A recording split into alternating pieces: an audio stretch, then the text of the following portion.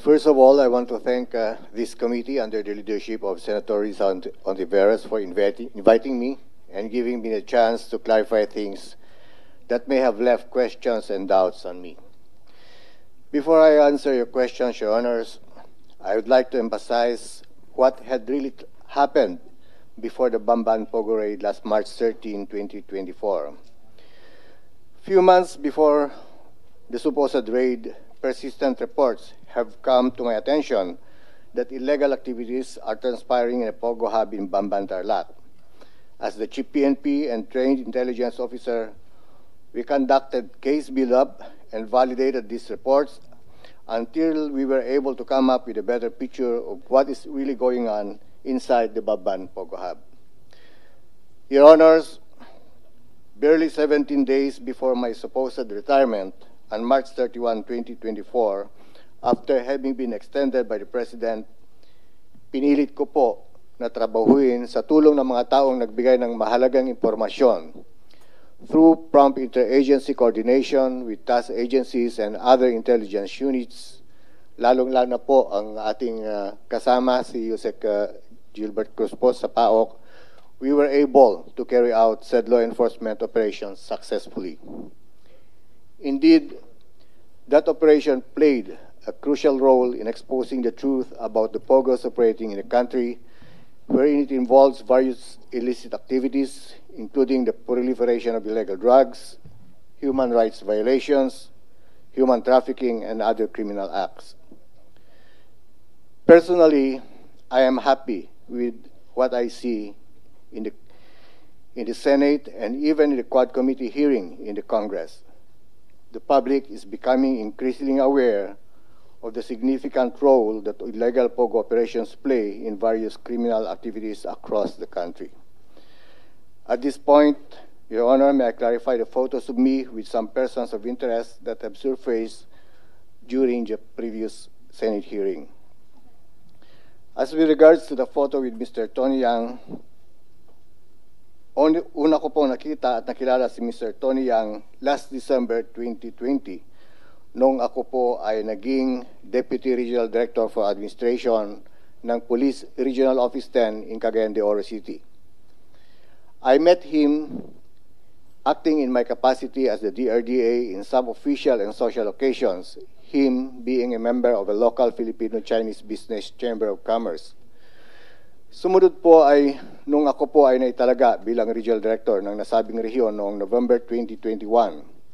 Masasabi ko po ng aming pag-uusap ay patungkol sa seguridad at peace and order ng rehiyon and to promote conducive business environment.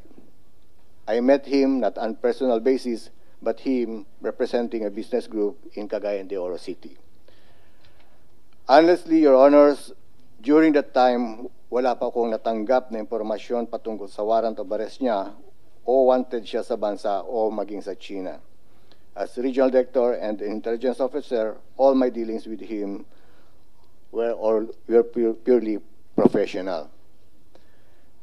With regards to the photo with Mayor Dong Kalugay and company, as to my association with Mayor Kalugay, if I remember it correctly, Your Honor, I first met him when I was assigned with the Directorate for Intelligence sometime in August 2022. He was inviting me then to be their guest of honor and speaker for their incoming town fiesta in Sual, of which I respectfully declined.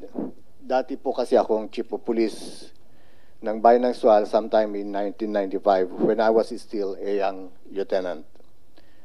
Until my appointment as the 29th Chief of the Philippine National Police last April 24, 2023, Your Honors, for the first few months after having been appointed as the new Chief PNP, several personalities such as businessmen, local politicians whom I have formerly met, former colleagues and friends have visited me to extend their felicitations.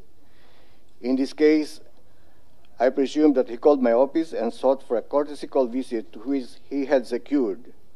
As to his entourage during the visit, I have no personal knowledge whom he was tagging along with. Based on my recollection, the photo that was shown was taken last May 6, 2023, barely 2 weeks after my appointment. And as I recall, marami po akong bisita during that time, hindi lang po ang grupo ni Mayor Kalugay. I hope this explanation clarifies any misunderstanding and dispels any doubts regarding my character. And Your Honors, once again, thank you very much for this opportunity. If there are other questions that needs to be clarified, I am ready to answer them, Your Honor. Madam Chair, if I may. Yes, SP Pro Tempore, but before I call the SP Pro Tempore, una po, former Chief PNP Acorda, before my follow-up question sa inyong statement, at least importante po na ibinalita nyo sa aming komite yung naging papel nyo, leadership and approval of that successful raid in the Bamban Tarlac Pogo Hub. Dahil hindi po yon naunang lumabas dito sa aming pagdinig at para sa kaalaman ng ating publiko. Importante po yun at salamat po sa impormasyong iyon. So for follow-up questions, I'll call first the SP Pro Tempore. Sa sinabi ni Senator Risa, I would like to commend the former Chief PNP for initiating the second raid during his tenure as Chief PNP dito sa Bamban, together with the assistance of the PAOK-TF. Am I correct? All right. General Acorda, how long did you know Mr. Tony Yang? At ano talaga ang pagkatao nito? Your Honors, as I stated, una ko siya nakilala nung naging DRDA ako, and yung pagkatao niya po, I've heard about his relationship, about his brothers, and sa negosyo po, dun sa Cagayan de Oro, I understand marami po siyang negosyo doon.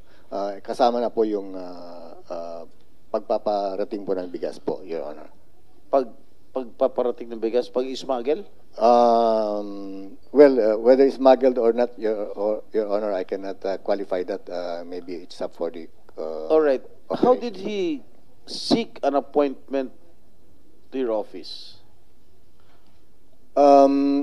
Usually, Your Honor, when I was in Region 10, we have direct contact because I gave him my calling card, and sometimes through my staff, but it's not that frequent, Your Honor. Kumbaga, nagkakataon lang pag may mga pag-uusapan, especially when there are activities in the camp or yung mga gift-giving operations namin, Your Honor. So, yung litrato niyo ni Mayor Kalugay, paano ka na-contact ni Mayor Kalugay? Paano siya nakarating sa office mo when you were then the Chief PNP? The same way, Your Honor, kasi may gate po kami doon. Usually, pag may papasok po sa aking quarters or sa White House, dadaan po sa gate and itatawag sa gate, i-clarify kung may Ibig appointment. sabihin, wala siyang appointment nung pumunta siya sa inyo? Ikaw ng Chief PNP noon, dapat may appointment bago makipagkita sa inyo. Your Honor, Unless if it is really very important. Your Honor, I cannot exactly recall kung talagang naka-appoint yun or hindi, but usually when he visits me, ganun po ang proseso. Idadaan sa gwardiya, itatawag kung pwedeng makapag-seek ng appointment.